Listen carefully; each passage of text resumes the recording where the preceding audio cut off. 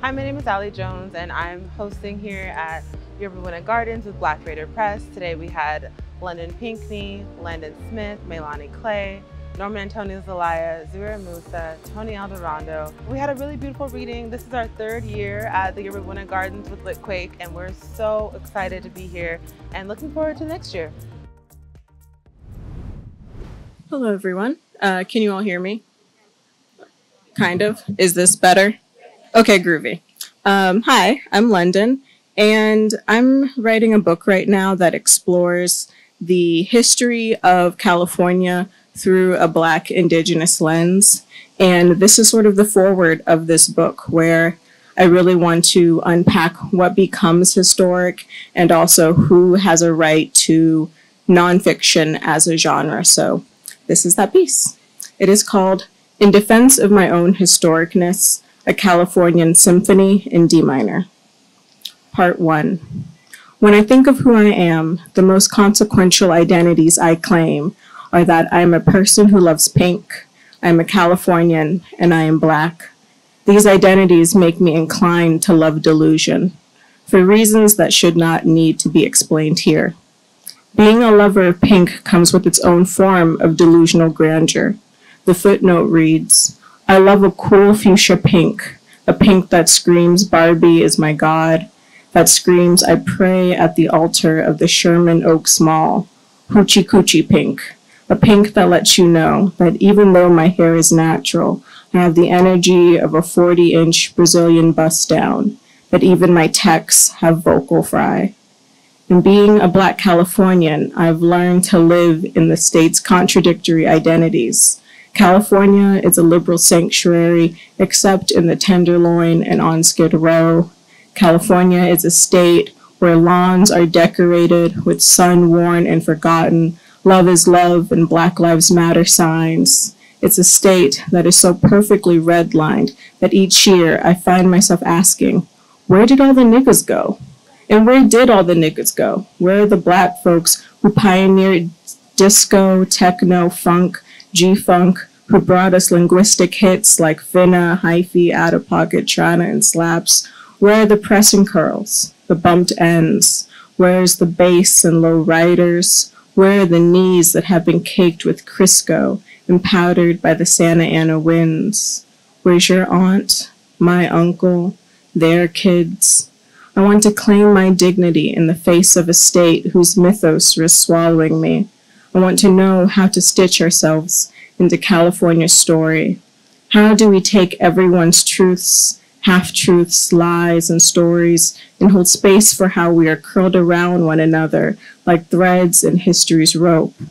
What does it mean for us to, as Toni Morrison said, claim ourselves as central?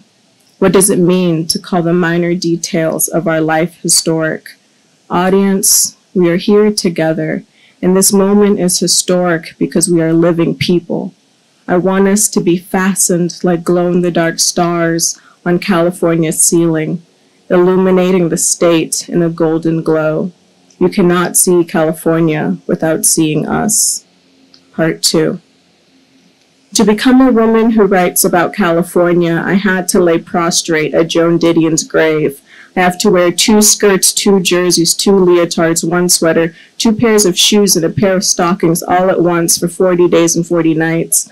I have to lick her giant sunglasses like the sun would never rise again. I must sustain myself on almonds and Diet Coke. I have to generalize. I have to reject the South even though it's my Eden. I have to forget the Central Valley ever existed except for Sacramento. I have to forget niggas ever existed. I have to start using the term African Americans. I have to learn how to be subtle about class, so subtle that I even forget poor white folks exist. I have to go to Mexico to get lazy and brown. I have to use words like lazy and brown. I have to watch The Panic in Needle Park and focus on the dialogue and forget about how Al Pacino is incredibly fuckable. I have to write the perfect sentence. I have to learn how to weave. I have to watch South Central burn and only talk about the weather. And even after all of this, she told me during our late-night Ouija board chats that I wasn't ready for such an undertaking.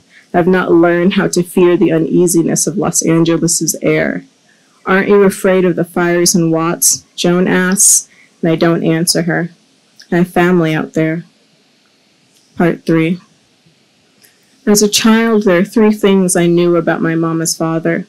That he was Afro-Seminole, he had blue eyes, and he loved her very much. This, and that his name was James Lockridge. On days when my mama would give way to her emotions, she repeated these facts to me like an incantation. She never told me about his indigeneity as a way to exotify or bluest-eye him, but rather to stitch together a father she lost in 1974. And in return, I remind her of her memories, validating them to her, that she was born to a man that loved her, a man named James Lockridge. As the years have gone by, she's told me more about him. The last time she saw him was during the funeral procession. On one particularly sleepy night, she told me she doesn't believe he was in the casket, and I think she may have been right. Perhaps in that casket there was just a card with those facts on it, or a single blue eye, disjointed as he is in my mama and I's memory. I carry him with me, as we do all our ancestors, but his absence doesn't haunt me, because I'm content with the fact that my mother, whose presence is mythic, might as well have been born of woman in story. In part 4, the final part. I am a natural collector of stories. As a kid, I would help my mom and dad clean out their wallets and cars. I would search for receipts and study the dates. On October 9th in 2003 at 2:13 p.m., my dad bought a medium orange juice from McDonald's. I would imagine him pulling up to the window with all of his anticipation fixed on a sugary drink. In my downtime, I would keep remembering these moments and the stories they've told me, because to me, to love is to remember. But as of late, I've been eager to share my story, and my partner has done his fair share of listening to me. I have missed LA more than usual, probably because San Franciscan summers are the antithesis of LA during the summertime. Drab, cold, and unpredictable. Except for today, I guess, because, dear God, it makes me feel like a child who's a picky eater. They find comfort not in the taste, but in the predictability. And in that way, I miss LA. I miss the eternally blue skies, the weather forever being 76 degrees as if God left the thermostat on. And I miss the car chases down city streets that eventually end at the driver's mama's house, because we all know mama's house is the safe zone. Cops can't touch you there. The city will burn, the people will burn, and we will all find a way to wake up in the morning and do it over again, to a soundtrack with pop tracks and rap so guttural, it'll dislocate your aorta. I've never spoken so much about my life with someone I've loved. Perhaps it's because I think he's different. Perhaps this is me saying, look at me, at all the girls I've been. Love them like you love me now. Carry this history of me when I'm too heavy and scattered to hold. Thank you. In honor of Q. R. Hand, Jr. Heads and tails. Heads and tails of worse were circulating all the time by the dollar.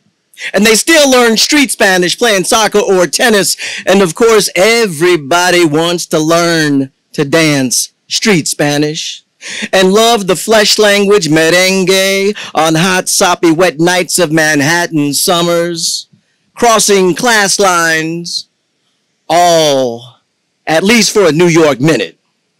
That old who's saying what to whom after that guy got to walk against a red tide bending in breezes, sounding of the gliders versus the drones. It felt like a park of lethalities. It was written years later, lights too bright, all pictures bad as overexposures of flesh, opened in milliseconds, and you said they were harmless, when it was you, all the hurt and harm. No one should have to just because you had to. Your flamethrowers at domestic disputes and the shit hit the fan. and backfired all over in spades and spicks, and you stopping domestic disputes in the very sky above everybody on this block. And they had to stop running full court with no ref in the summertime, because now every fall cut's bad. Wanting to know about the final cut where bandaging can't help an opened heart. The nurses want to massage all night long with no treatment planning, and the head surgeon was stopped by the multiverse. Guards who spoke often and long with no purpose. All outrages were banned, punished by exile to the shark mills, where they were required to place their teeth with no gloves, often preceding no hands, no elbows, no arms, to the shoulder sockets.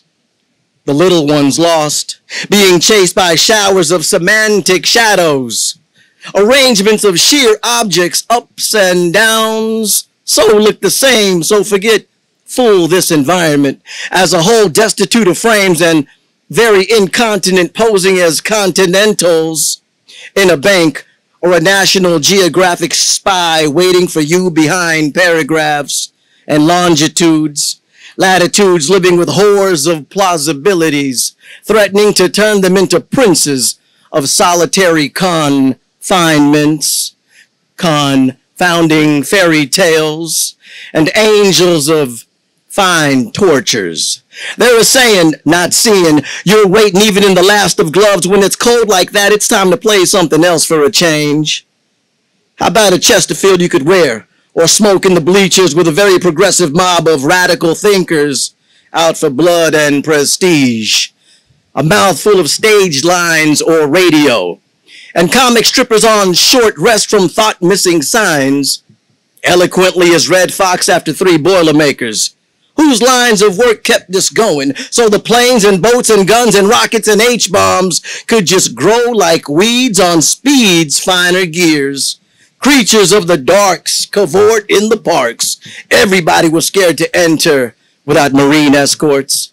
And who wants to be a Marine if there's a job about anything but dodging bullets and missiles and punji sticks and Caucasian leopards and tigers roaming hills in stealthy robes, hoping for biologists and ecologists and archaeologists, lists of students or grazing to keep them all alive, and drive out developers with poison darts disguised as harmless snakes and J's and OJ's and rays of smokes. QR Hand Jr. Thank you. This next poem is titled, This We Lived to See. This we lived to see. Also that which was very hip in the cities by the late 50s had taken over, but at least 50 years too late. Lego, logo, real diarrhea, fever dreamer. Our man Snake said, have no fear. Everything is cool. The coast is clear and clean, and the tide's out, way out there. New wave, new jazz, and recording equipment devices, and hearts alive with this beat and that beat. So look up, me hearties. Red glow may be new sun, and not what you think unless it starts approaching, and you know nothing can be done. And neither you nor going home exists now. So stick around. Later on, there's so many stars painted on that ceiling of things. How they got wired to blinking and thinking is a mystery, which may be an opera someday. Always in the movies. Movies in you too. Some days. You wish you was a star, written on the side of your head in red as can be. You're now a banner being waved by too many at once. How can a camera catch you and only you for the folks back home to remember? Red, who you probably were at that last revolutionary moment, manning the barricades, gloriously bloody. No scars, just buzzards and lots of what the fucks propping up each other.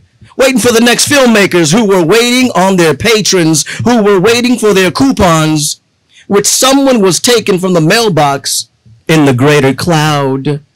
Back to the relief pictures and pictures of relief spilt on the market as perpetrators were allowed to replace useless law enforcement agencies, and on to those imaginary and sniping at you wisps in the air, or just the thought of a put down. You swoop in, they think you a rock star on a run, from debilitating inspirational riches to rags, cause all your friends was shooting up too. And it felt good in this guise. You conquered never going to wars and killing tunes in the hearts of the devil's army. So busy sniping at your repertoire on fogging persona. In some chapters, you take gold to your wife and family from the villainous and treacherous business of pushing truth mobiles to hang from lampposts glowing at midnight. The pictures of enemies of all the people you like.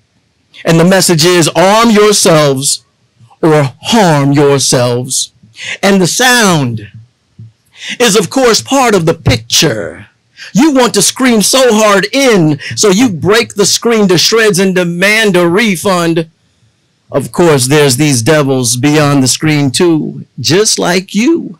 Except there's getting to be so many colors, people don't know what to do. More and more often in a monster of a system lurking and looking closer than we want to. Thank you. Mr. QR Hand. State-sponsored violence.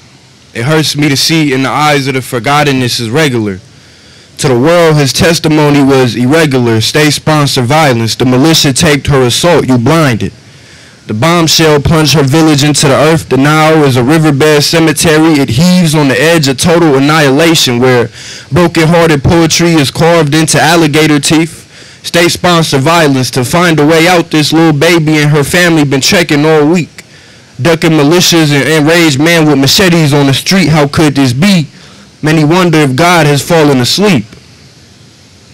Forget the world shall be inherited by the meek. State-sponsored violence. Wake the fuck up. Police mounts chopped near my window as his comrades stormed the backyard on the manhunt. I think they took it too far. What if little baby was playing in backyard and had to hide from enraged men with badge believed to carry invincibility, bullets believed to shred through fabric of time constructed to disturb reality? State-sponsored violence. I could hear the Bearcat eating up the streets. They in a tank on MLK 6 deep. I said they rolling in a tank down the street. You can't tell if it's West Oakland or the Middle East. Comparisons of the hood to Afghanistan flood contemporary music where shanty towns and makeshift tiny homes link up. State-sponsored violence. That oil spill still ain't get cleaned up. Factories breaking down toxic air in the West is wildfire air quality. What we breathe, inhaler, what my mama need. State-sponsored violence. Lead pipes cost you your life. Water should be free. State-sponsored violence. 6 on 1, I watch him scream. State-sponsored violence is fuck the police. I'm trying to mob like Malcolm, 100 deep, let's protect the streets. Down the serpent's back, the wolf trots as he howls. Be invincible again, be windward, be a sad machete, be her son, be a thief. After Tongo. Living in exile within my own body, I may be my mother's only sin, even if I was once the only sun that shined on her grim reality. Remember sleepless nights in her car and an overbearing depression before my birth. Remember fighting to keep her unborn children. Remember only one being born. Remember youth before the painstaking you had life. Ability to imagine what the future looks like without tomorrow being a hassle. Before death was attached to tussle and accomplishments was a tassel. Remember, be one with the wind and never remain still. Remember, mother reminded me I wasn't born in the street. You would think my umbilical cord was buried beneath this here concrete. Remember, depression and anger consuming sad machete. Remember, I am becomes life. Statements become truth. Don't let them kill you. Family and I facing grim realities. Bombshells got us united through misery. We walked through the fog, no hands held. We marched this a free-for-all. The city lights no longer blinding, it's a free-for-all. Never accustomed to red and blue, I made an oath to go out fighting, I promise. Glued by blood, the only visibility here is this trail of blood from this heart. In my hand I'm running with, clinging onto it like it's my last chance at life, but it's outside my body, I'm in the fog. Don't be scared of what you can't see. Remember, unknown only provides new truth. Life is war, so what side you on? Am I man-child, identification number, or am I action before thought? Am I human or robot? Be invincible again. Be windward. Be a sad machete. Be her son. Be a thief. After Tongo.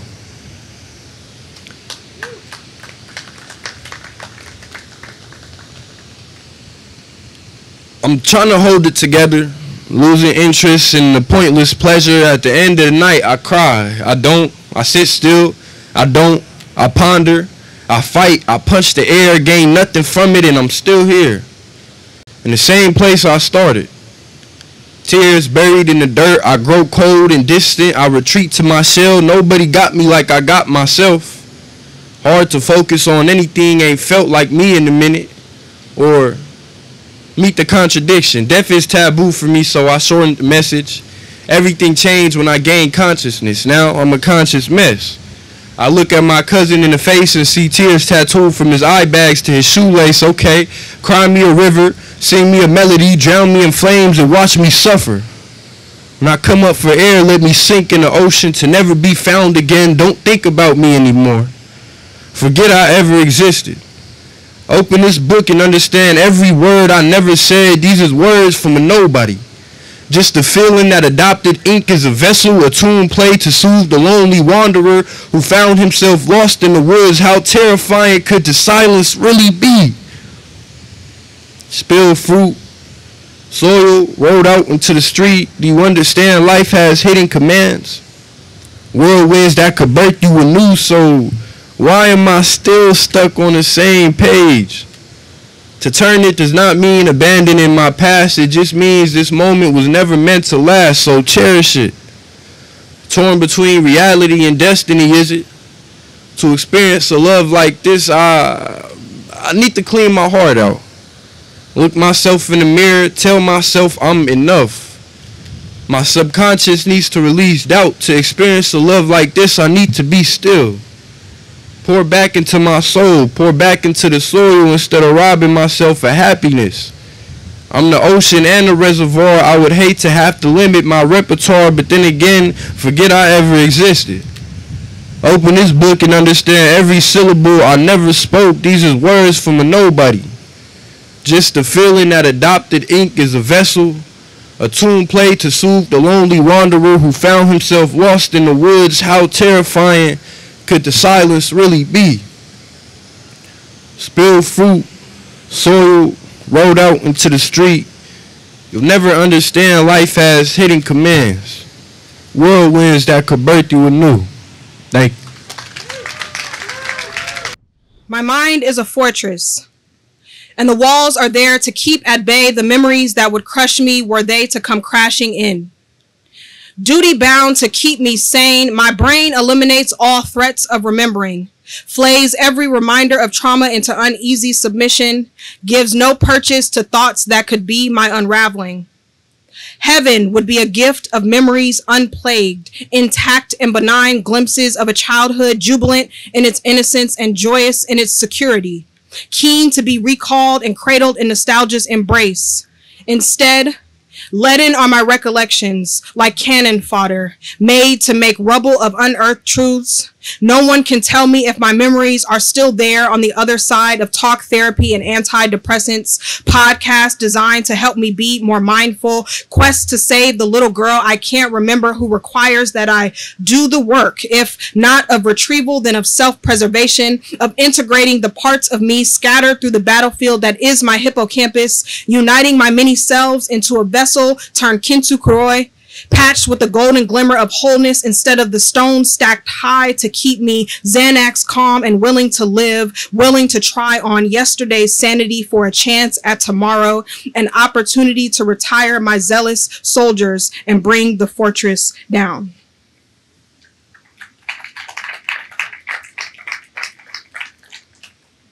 All my attackers must be R. Kelly's and Bill Cosby's, pedophiles or perverts, for me to have half a chance at being taken seriously. But the friend who trails his hand too far down my back, the lover who chooses to bury my no beneath all the yes that came before it, the boy I called myself falling for who played bass in church. None of them are monsters. Yet memories of them still hide beneath my bed, breath hot with denial, whispering doubt into my dreams, without being pinned down, without being drugged, without being underage, without dark alleys and strangers with weapons, and even with any of these. My story has no teeth, nothing with which to attach itself to righteous outrage. We are never victims, even when there is a fight and DNA under fingernails, even when there's video and scars, even when the world becomes the dumpster behind which you leave our bodies contorted and trembling. Our stories are still little more than think piece fertilizer, growing clicks and traffic, but changing nothing about how we feel forced to sleep fully clothed with lights on, feel forced to never be alone, even when solitude would nourish us, feel forced to keep our stories buried out of the blazing rays of unrighteous indignation. For multitudes, there is a place between monster and human where too many travel, a Bermuda Triangle where accountability and remorse vanish in the swirling, turbulent waters of patriarchal violence. Instead of telling the truth, instead of shouting our stories into the storm to be swallowed in self-righteous solidarity, we watch as monuments and murals, accolades, and opportunities are heaped upon these beings. Instead of grieve, we survive.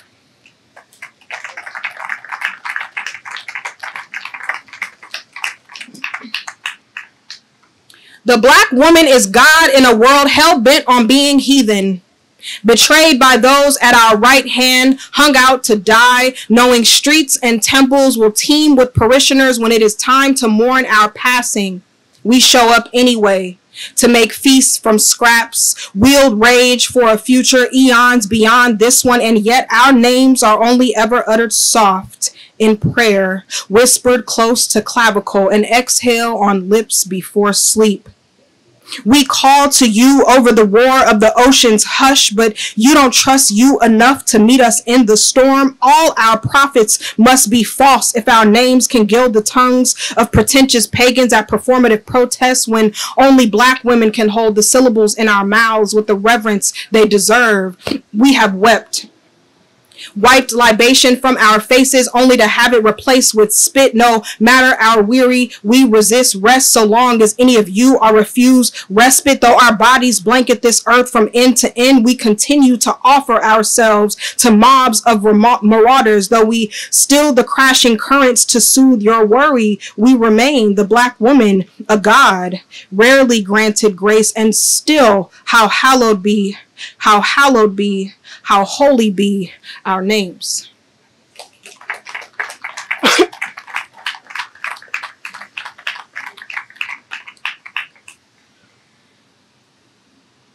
I tired of writing poems for white people, so I gave birth to one they can't read.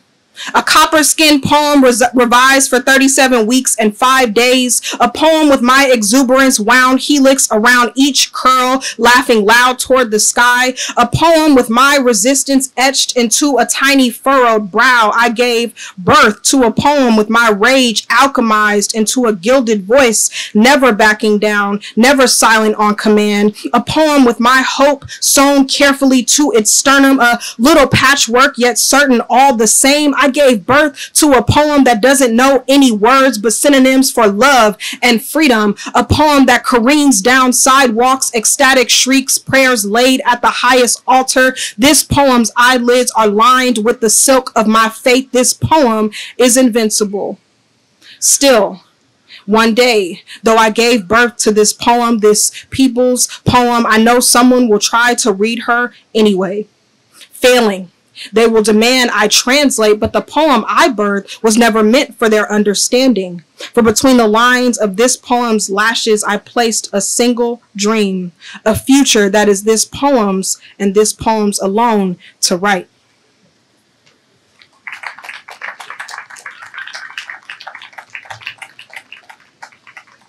This is the last poem I'll leave you with. Thank you all so much for being here.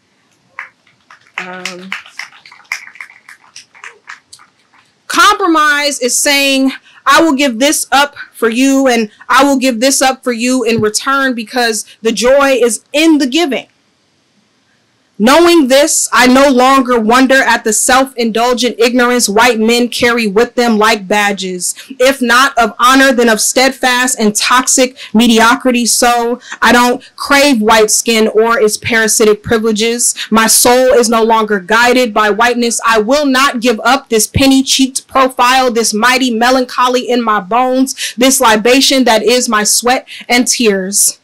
Just remember, they demanded this phoenix, rising from our former hopes and handshakes with crimson wing and razored beak when we were robbed of ourselves in exchange for lost limbs and legacies, when we compromised our homes, nations, gods for shanty towns, police states, crumbling shoebox sanctuaries, when we traded our children, their buoyant self-image and melodic slang for lip fillers on porcelain teens, butchering habitual beat and viral videos. I'm just saying.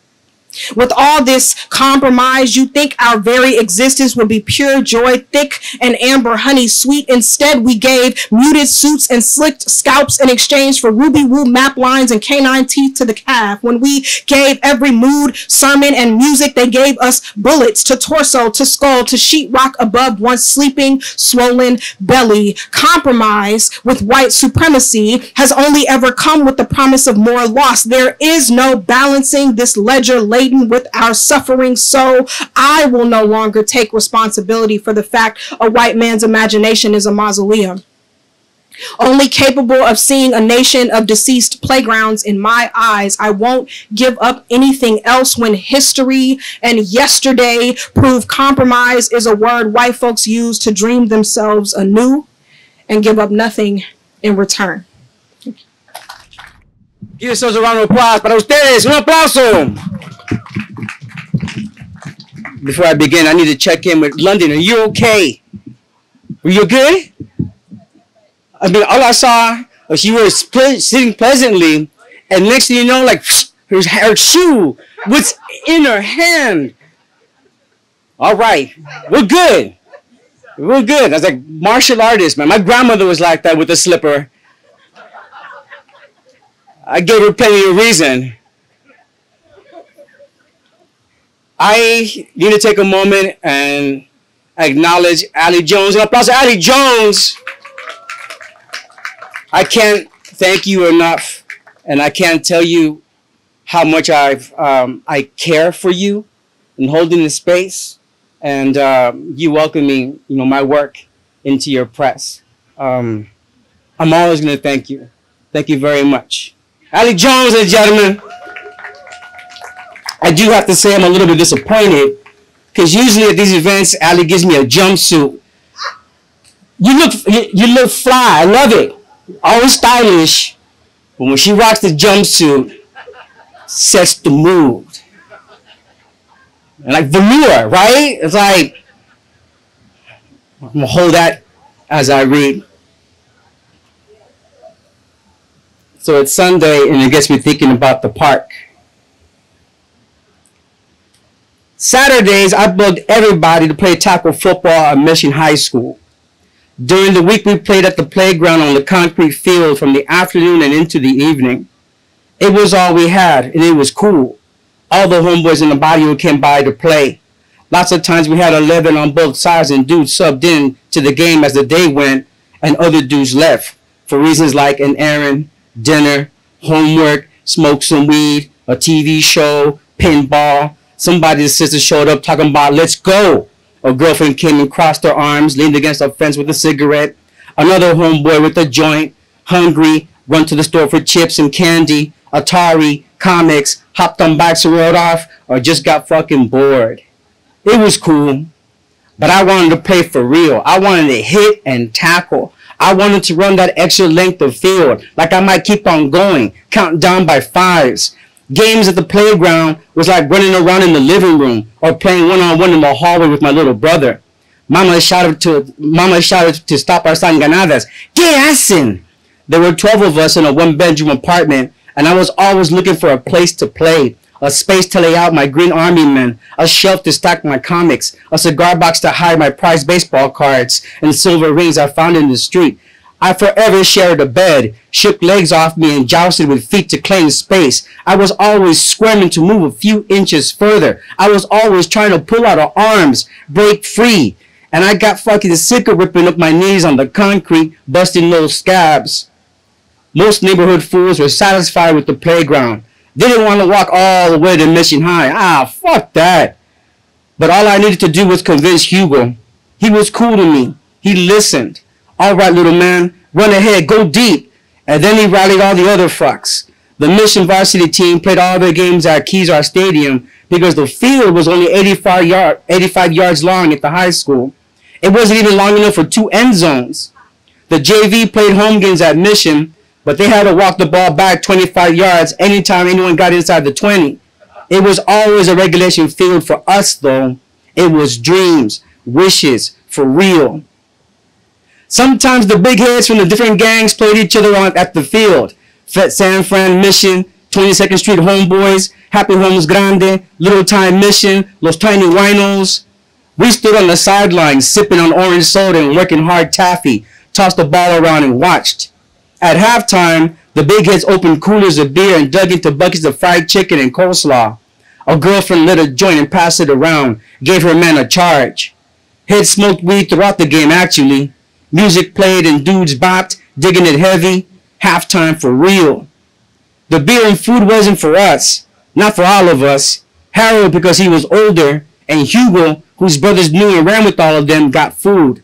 Hugo snuck us some drumsticks. Harold didn't. He was a prick talking about, what you gonna give me though, dickhead? When the mood lulled, the big heads started shouting. They yelled at us to play the other little heads from the other side, not to be pussies and challenge them. Come on, fuckers, play. We were hesitant to take the field. We felt their eyes and worse, heard all their shit talking. It was pressure to be good. They cheered and laughed and goaded us to hurt each other. Come on, little man. You gonna let that chump do that to you? He ain't about shit. Hey, man, they're talking about your mama. Get that bitch. Chugging beers and spitting and talking all that shit, it got to us. The way to drown it out was to play hard, get mean, fight if we had to. When the big guys were ready to get their game going again, they crushed their empties, shouted the fuck off the field, and we shuffled to the sideline. We took a knee, checked our scrapes as we watched them play. Fools tried for a piece of chicken, hoped one of the homegirls would defend them if a big head barked to keep their hands out of the fucking cooler. Don't be mean, it's just chicken, stupid. We checked our pockets for gum, change, flicked rubber bands at each other until we got bored and decided to go, because it got fucking boring to watch a bunch of high-ass cholos in Chuck Taylors and tube socks scrum and yank at each other. After a while, we were like, fuck it, and left for home. But we loved tackle football, and whenever the field was free and we got enough dudes together, we showed up super early to play.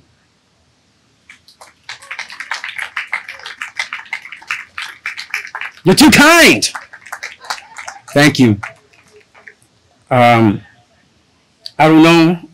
I've been thinking a lot recently about my uncle, my father, and my grandmother, and just gets me thinking about Nicaragua. Henry told his mother he saw La Segua from the legend, the witch, who was a pretty girl but turns ugly, real ugly, mama. She was nice to him. She was pretty, no era mala. She didn't punish Henry for being bad like she did to the mujeriegos, los borrachos, out all night womanizing and drinking, who lost their minds after seeing a horse's face, expecting to kiss a beautiful girl. No, she wasn't like the legend, mama. Her dress was white and made of garuma leaves. Her hair hung to her waist in twisted cabuya like twine, and it danced as she spoke. Estás loco, boss. That's the legend. No, mama. She was nice. The men called her La Segua because they were all in love with her. They filled their ears with promises and fairy tales and their insufferable begging and garbled pleas, the babbling of crazed idiots, babosadas, foolishness, bullshit. Their nonsense was enough to drive her insane. It was tiring, boring. Better they spent those words on their mujeres, whoever waited for them at home. All that mattered was whether they had enough pesos. If not, Leave her the fuck alone, puchica. Theodora and Douglas had asked Henry if he wanted a girlfriend. I don't have a girlfriend. Exactly. They knew a girl who would be his girlfriend. She was beautiful, simpática, guapa. He was going to like her. Really? All he had to do was ask her out. No fooling? Take her to eat. The closest open girl, una fritanga. Buy her carne asada y tostones. Tell her how pretty she was and she would be your girlfriend. Really? They were stinking drunk when they showed up at her house. Douglas disappeared immediately to look for more guaro and left Teodoro to talk to La Segua. How was she? How has she been? He had a friend he wanted her to meet. A la gran puta. You're both drunk, man. You stink. No, Henry was all right. He's a good dude. Gentle, educado, a sweetheart. She was going to like him. He thrust Henry to her. So, Henry, will you be my girlfriend? La Segua couldn't help herself, smiled. Henry stumbled forward and she caught him under the arms. Henry, estás mal. He explained that he wasn't mal. He was fine, content. He was with his friends. They played baseball. They listened to the radio and told chiles, jokes. He drank a little guaro, a little. She was pretty, muy bonita like his mother, who had dark eyes like tamarind, the seeds. They shined like the black rocks along the highways. There were fields of black stones everywhere, broken into smaller pieces, and inside was where they were shiny, like Mama's eyes. She was pretty just like Mama, gracias. Shiny like her, shined like little pretty stones. La Segua said the stones come from volcanoes. I know, like Momotombo, Azul. Yes, Henry. Segua, be my novia. My name is Montserrat. Was that like a volcano name? She didn't know. Maybe it was. Did she still want to be his girlfriend? See, Henry. She held him steady with her hand between his shoulder blades. You're so drunk, Henry. Estás mal. He mumbled into her shoulder, neck, and she said to stop. Hush, it tickled her. Henry pulled on her sleeves to keep himself up, fingers dug into her dress. Suddenly, he was led, dead weight. Montserrat called for her tío Pichito. She dropped Henry into his ox cart, and the tapulo de Teodoro too, who was head between his knees asleep on her doorstep. Pichito drove them both home, the wooden wheels making an infernal racket in the quiet night. Henry told his mother that La Segua agreed to be his girlfriend. She was pretty like her, same obsidian eyes. What are you talking about? His mother told him to shut up, and as she undressed him and put him to bed. Estás loco, boss. Thank you very much. I am not the polite poet, and unarmed ain't done shit for me, so I swore to make the next one a fair fight. Message to the grassroots, vinyl scratching in the background, and if this gonna be the last time I step in front of a mic, make sure my dead body means something to you on the way down. Alphabet raids, burning my book over ritual, and if they come for me at night, that smile won't save you in the morning. And this bunker smells like 1845 plantation soil. And I drug past palm grass between my toes onto this Florida shoreline. Neither one of us supposed to be here. Did you know there are children in prisons? That was not a punchline. Sometimes I just like to interrupt a poem with facts like capitalism is a plague, or there is no such thing as a white South African, or there are too many white people walking dogs in my neighborhood. One had on a Yay Area shirt, called the pigs on me, said my hair was disturbing the peace. You know the first rule of Fight Club is don't listen to white men. And what good is a Fight Club that they never fought for the scars on my back? Took me 3 summers to find my voice.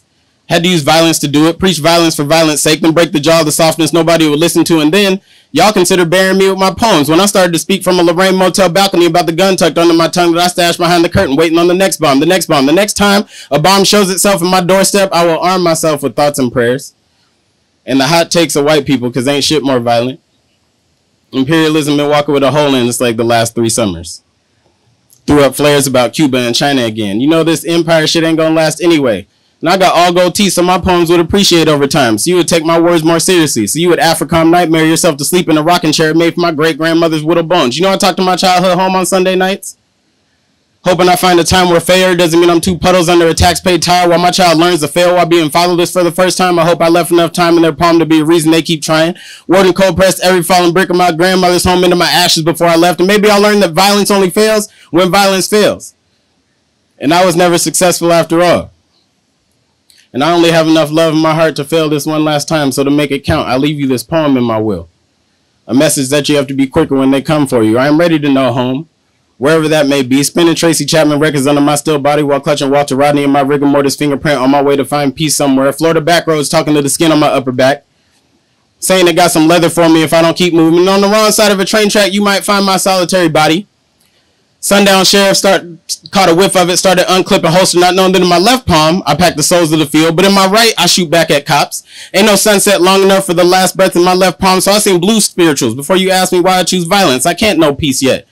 Not with this grass slicing ankle bones, Not with these worn down tires still begging for freedom, On behalf of the hands gripping my left palm, I have no choice but to back alley, the backwoods, buried disposition between Polk County plantation fences, and I might dance tonight too.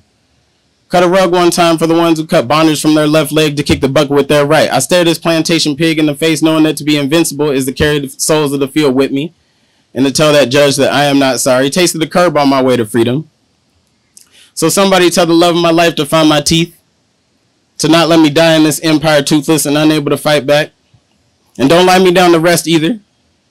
I ain't break my knuckles for no reason, and I don't want for-profit parts fused in my body with no say. What are boundaries anyway, I tell my therapist. If I ain't safe from a mayor's budget, slicing my wrist in my sleep just to prove me right every Tuesday evening. Prove that love won't make me bulletproof. Prove that 90 shots in my car door might bring a barricade for a day or two. But sirens still gonna echo in my funeral service. And a campaign trail might roll itself over me if I ain't got a breath left to say no. I'll close my eyes for 10 seconds and empire stole my knees. Sold me back worse ones for triple the cost, then blamed me for the inflation. Said this reality is a delusion. And the only thing that matters is that dollar fused to your spine. Meanwhile, this top chef says he is a white guy from SoCal. Says he has no culture, so he can't decide what to cook. Looking for sympathy on a plate, like I don't have sales receipts hanging from my family tree limbs. Like my mama's mama didn't have recipe claimed as family heirloom by a plantation dinner table. Chalkboard castration, telling tall tales and colorblind pillow talk, but got the audacity to act like percentages make you whole. Stress from repressed trauma might suffocate pops before Fruitvale becomes demolition tape. Before becomes parking lot burial ground. Becomes museum plaque of what used to stand tall but was smothered by imperial ceremony. But what the fuck do I know? And who made saving you my problem when I'm still cast iron cut on wrist, still told to vote my way free with concessions this project paid me into, still finding white fingernails in African borders. Call it genocide again if you want to see a white nation stiffen, if you want to see what dodging a bullet does to a stuffed pocket, but throw the man-made empire at it and you might slow the awareness though. You might bake in enough war for the dough to rise naturally. I woke up a kidnapping victim the same day the teacher told me to put my hand on my heart. I haven't felt a beat in my own body for some time now. Might find it in colonizer pockets along with the keys to my lineage. Museum made a display of my remains that made me pay for admission. Told me stealing is only stealing when the body can talk back. And while we're at it, I hate no oppression is in your mind, ass motherfucker.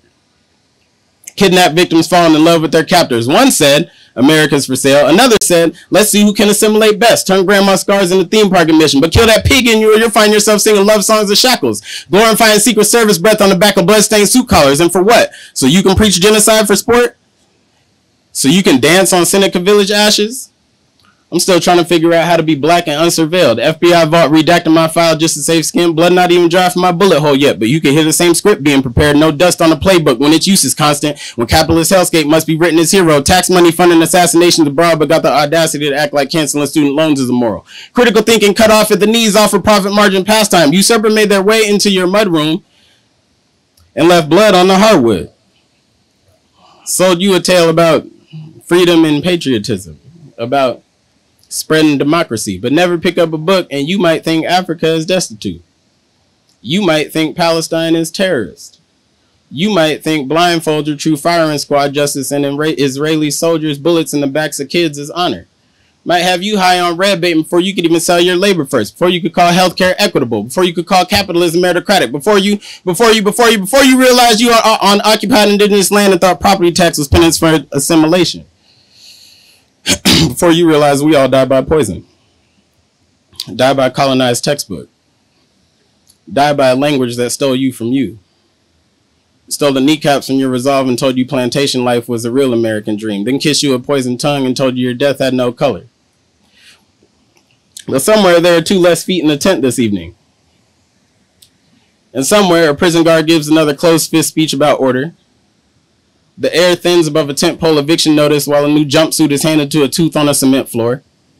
Nikki Bass photo shoot next to gentrified housing while Noel Gallo votes to steal more Fruitvale money into patrol cars. Leach van ready to pile up bodies just to bleed corners dry for development while Gary Yee red tags another black school for prison bed construction. At least there will be clean street corners, a dirty mouth in a suit will say. At least there will be law and order. And dirt is always better when swept under a rug, or at least onto the next encampment, and 3 tents blown on the other side of 580 will lower property value just for more protest signs to pop up and be ignored next week. But did you know there is no such thing as an empty bomb threat thrown at a black house? And Greenwood and Pine still can't move past the cement with marrow mixed in, so excuse me for taking white history seriously as I walk down these HBCU steps with another target on my back for what another white board member bans a book from speaking on, and another black mayor steps up to a podium to say, it is a shame. Or in these troubling times, or we are better than this despite all the evidence otherwise. And matter of fact, who is we? Who be this we in backroom meetings? Who be the we turning the wheel on the ship? Who be this we saying we are part of the problem, saying we do it to ourselves, saying we can't get respect until we respect ourselves? Who?